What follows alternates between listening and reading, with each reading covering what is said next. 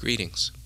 After careful consideration of my responsibility to protect the public health and environment from actual, threatened, or potential harm from air pollution, I have decided to deny the Sunflower Electric Cooperative application for an air quality permit to expand operations at its Holcomb, Kansas facility.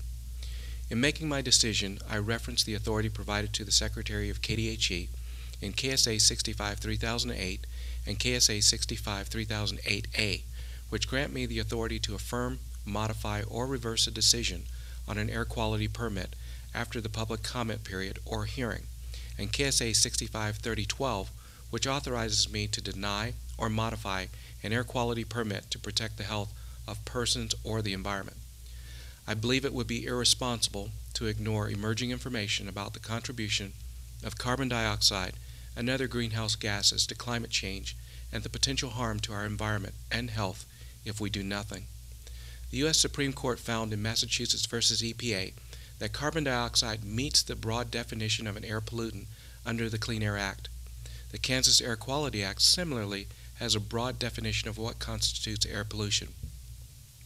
The Centers for Disease Control and Prevention has recognized the need for public health agencies to take the lead on educating the public about the health impacts of climate change and has adopted priority health actions to prepare for, respond to, and manage the associated health risks of climate change.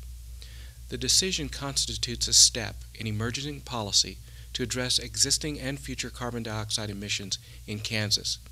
KDHE will work to engage various industries and stakeholders to establish goals for reducing carbon dioxide emissions and strategies to achieve them. This is consistent with initiatives underway in states leading the effort to address climate change.